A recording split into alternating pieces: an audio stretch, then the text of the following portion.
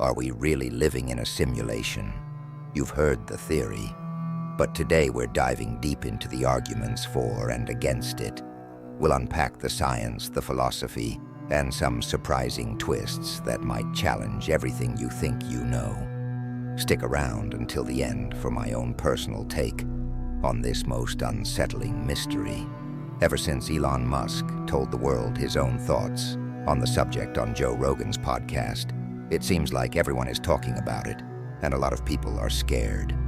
What Elon said made a lot of sense.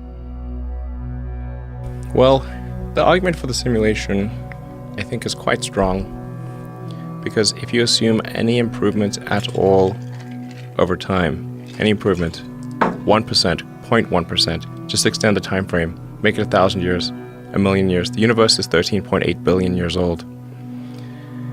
What civilization, if you count it, if you're very generous, civilization is maybe 7,000 or 8,000 years old, if you count it from the first writing. This is nothing. This is nothing. So, if you assume any rate of improvement at all, then games will be indistinguishable from reality. Or civilization will end. One of those two things will occur. Therefore, we are most likely in a simulation. Scary. Okay, but why would there even be a simulation? According to philosopher Nick Bostrom, whom is usually referred to when discussing simulation theory, one of the following must be true. 1. Humanity is very likely to go extinct before reaching a post-human stage. 2. Any post-human civilization is extremely unlikely to run a significant number of simulations of their evolutionary history. 3. We are almost certainly living in a computer simulation. If humanity continues to advance technologically, it's conceivable that future civilizations could create highly sophisticated simulations. These could potentially even simulate consciousness, which is purely a wild theory, because we don't even know what consciousness is. However, they may not need to create fake consciousness. They just need to fool our consciousness. If just even one civilization reaches the capability to run ancestor simulations, the number of simulated realities would vastly outnumber the original base reality. Statistically, it would be more likely for us to be in a simulation, but is there any scientific reasons to believe we are in a simulation? There are a number of thought experiments and scientific observations that lend some support to the simulation hypothesis. For example, the fact that the fundamental building blocks of the universe, subatomic particles and the laws of quantum mechanics, exhibit peculiar, counterintuitive behaviors that are difficult to explain, like how consciousness can affect reality. Why light is as a wave, but when we measure it, it becomes a particle. Some have speculated that these quantum phenomena could be glitches or artifacts of an underlying simulation. There are certain observed limits in various physical measurements, such as the Planck length and Planck time, which some have suggested may be evidence of a discrete, digital nature to the universe, rather than a continuous analog one. Theoretical physicist James Gates discovered error-correcting codes in fundamental equations of string theory, akin to those used in digital communications. This raises the possibility that our universe might have a programmed nature. Some proponents of the simulation hypothesis have also pointed to unexplained coincidences in physics and cosmology, such as the apparent fine-tuning of the fundamental constants of the universe to support the existence of complex structures like galaxies, stars, and ultimately, life. The apparent improbability of this fine-tuning has led some to speculate that the parameters of the universe may have been calibrated by a simulator. Some physicists argue that the universe itself has computational properties. Concepts like quantum mechanics and the behavior of subatomic particles can be seen as information processing. similar to computational processes. But how does his work? We could be brains in vat, with all external sensations to the brain being simulated electrically or some other advanced means. This is similar to the Matrix, but we still have our bodies which our captors use for energy. This kind of simulation only simulates the external world, but not our consciousness or even our thoughts. It's basically just fooling our brains. But why? By who? Machines. When did it happen? In this version, our consciousness is real, but is being deceived. It could be like one big MMORPG, where our future descendants create virtual realities for fun, and we are like super advanced NPCs in their game. In this version, we don't have real bodies, and our consciousness are completely computer-generated. The old way of thinking about this before computers was that we could be dreaming. Just like how we wake up from a dream that seemed real, it was thought we could wake up from this dream we call reality. Okay, so it seems that the odds are we are in a sim, or does it?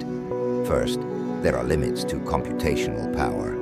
It may be possible to simulate a world, but a whole universe, down to every atom. Speaking of, they would have to simulate all chemical processes possible. And if the universe is a simulation, there are a lot of unnecessary rules and laws written for a simulation. Why? For realism? As we stated earlier, there are a lot of counterintuitive things in physics. If you were creating a lie, which a sim is, then you would want it to be realistic and what most people's common sense would expect. If we are living in a simulation, what is the nature of the real world outside the simulation? Who or what are the simulators, and what is their motivation for creating such a vast simulation? He's a good friend of mine, Rich Gott. All right. He was a colleague of mine back when I was at Princeton. All right. Deep thinker, likes calculating the ends of things. Nice. With Bayesian statistics. He's heavily quoted in this book, The Doomsday Calculation. And William Poundstone is a smart guy unto himself. And I am now convinced. Now you're convinced. Are you ready? Okay, go ahead. What do all these... So here is what convinced me we're not in a simulation. Okay. Are you seated? All right, I'm seated. Are you... Hold on. I'm going to hold. Okay. All right. What do all those simulated universes have in common? They're simulations. They have the power to simulate That's themselves. what I'm saying. They're simulations. No, they have the power to simulate themselves. Right. Oh, okay. Yes. That's what they all have in common. They make a simulation. They have that power. Right, exactly. To simulate themselves exactly. What the- Do we have that power now? No, we don't. No, we don't. Which means that we can't send it. We can't send ourselves into the future as a simulation Because we don't have that power yet. So we can't continue the chain. Wait, so either we are the real one, right, or we're the one in the chain that's still evolving to try to then make a simulation within their own world. Right. So the odds of us being a simulation goes from a gazillion to one. I mean, to the likelihood of a right. gazillion, all right? It flips. It flips. 50-50. Wow. And I'm good with that.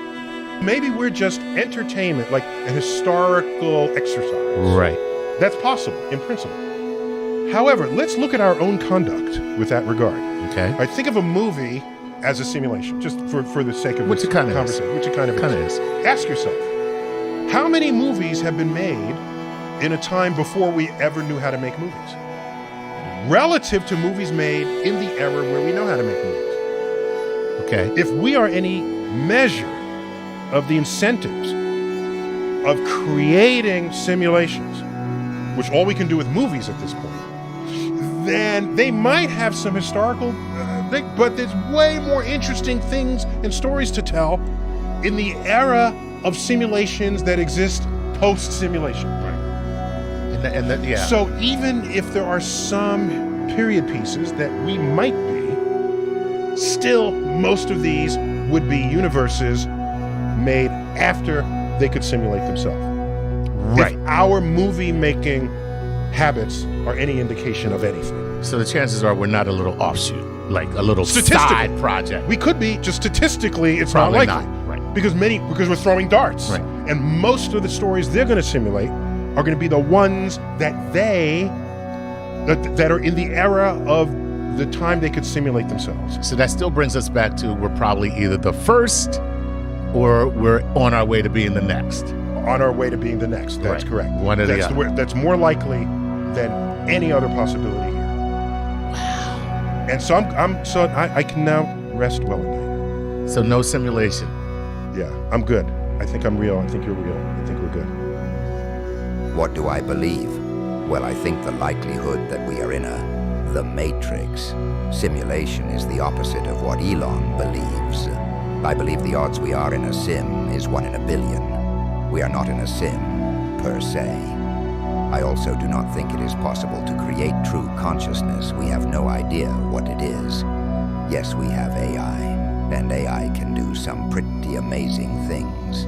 But as it is now, it is nothing but a tool to be used by humans, like a hammer. It can't do anything without a human's input. It is just a program waiting for a human to give it a command. That command, that desire, is something AI doesn't have, because it is a passive set of instructions averaged from a huge database. The bigger the database, the more realistic the answer, but it does not understand the way a truly conscious creature, such as even a dog, understands. Is this reality just a dream, then? Can we possibly wake up into the true reality? I believe 3D physical reality is a projection. Our brains decode the vast amounts of waves and energy into physical particles. Our brains turn energy into matter. The cosmos is energy. We perceive only tiny slivers of the total available information and decode it into the reality we see, hear, touch, smell, and taste. In this way, I think is a simulation, a sim created by our own brains. But then, simulation is the wrong word. I believe there are higher states of consciousness and higher planes of existence. So in other words, higher realities. You could say these higher realities are more real than the lower ones. Because in the higher state of being, one would be conscious of higher truths, more perfect or truer ways of understanding that make previous ways of thinking obsolete or primitive. So there you go. You are not in a simulation. I am fairly certain of it. If you watched this entire video, you should really subscribe for much more content like this. Thank you and see you next time.